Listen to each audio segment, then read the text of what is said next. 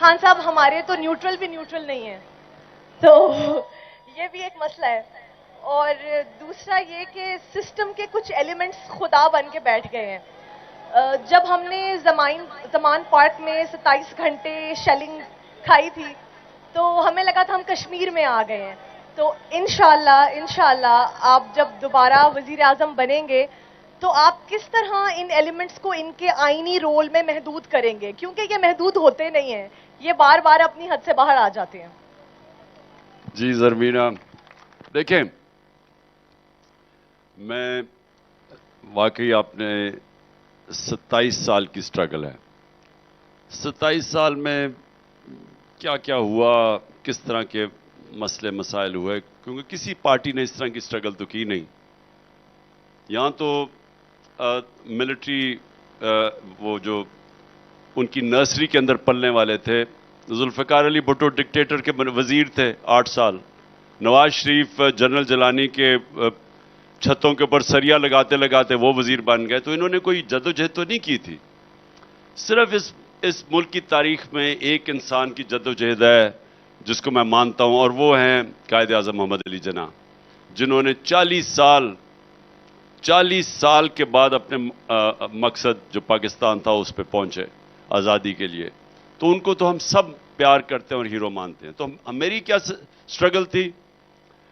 ہم نے کبھی بھی اپنی فوج کے خلاف پالیٹکس نہیں کی.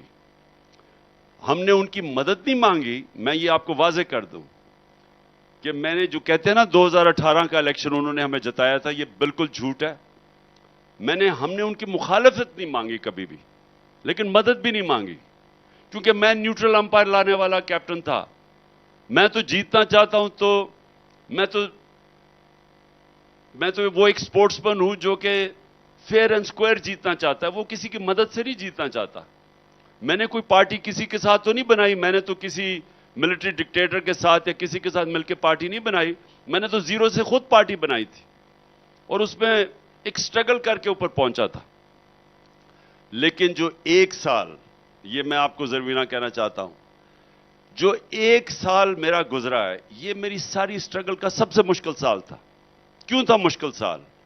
کیونکہ جو ہماری ملک کی اسٹیبلشمنٹ تھی اس نے میرے سے کھلی دشمنی کی. نیوٹرل تو دور کی بات ہے، انہوں نے دشمنی کی میرے سے، جس کی مجھے کبھی سمجھ نہیں آئی. کیونکہ میں تو وہ پاکستانی نہیں جس کے پیسے باہر پڑے ہیں، جو میمو گیٹ میں اپنی فوج کے خلاف ہی کہہ رہا ہے امریکنوں کو کہ ہمیں مدد کر دو، فوج سے بچاؤ. یا وہ نواز شریف جو ہندوستان کو سارا وقت خوش کرتا رہتا تھا اور اپنی فوج کو ہی کہتا تھا جی دہشت گردی تو فوج کروا رہی ہے. میرا تو جینا مرنا پاکستان میں تھا. تو مجھے اتنی حیرت ہوئی کہ وہ جن کو ہم چاہتے ہیں، بلکہ ہمارا تو یہ تھا کہ فوج مضبوط ہونی چاہیے کیونکہ ہم ایک آزاد پاکستان چاہتے ہیں. تو مضبوط فوج نہ ہو تو آزاد کیسے ہوگا ملک؟ لیکن جو دشمنی کی گئی ہے میرے سے اور میری پارٹی سے، اور جو یہ ہوا ہے سب کچھ، یہ جو میرے اوپر قاتلانہ حملہ ہوا ہے، اور اس کے بعد یہ بھی میں آپ کو بتا دوں کہ دوسری دفعہ پھر وہی جنہوں نے میرے اوپر یہ حملہ کروایا تھا یہ وزیر آباد میں، انہوں نے دوسری دفعہ مجھے مروانے کی کوشش کی جوڈیشل کمپلیکس میں. پورا پلان بنایا ہوا تھا مجھے مارنے کا، وہی لوگ تھے. اس کی مجھے ابھی تک نہیں سمجھ آ رہی کہ وہ پارٹی کا سربراہ جو واحد پارٹی ہے جو سارے ملک کو اکٹھا رکھ سکتی ہے، فیڈرل پارٹی ہے، اور کوئی فیڈرل پارٹی نہیں ہے آج. یہ کیسے ہو سکتا ہے کہ وہی لوگ جنہوں نے ملک کی حفاظت کرنی ہے وہ مجھے مروانے کی کوشش کریں؟ اس کی مجھے ابھی تک نہیں سمجھ آئی. اور یہ میرے سے سب سے مشکل، میری ساری 27 سال کی میری جتنی سٹرگل ہے، یہ سب سے مشکل مرحلہ اس لیے رہا ہے کہ آپ دوسروں سے تو لڑتے ہیں، ان چوروں سے تو میں لڑتا ہوں، لیکن اپنی ملک کی اسٹیبلشمنٹ سے کون لڑتا ہے؟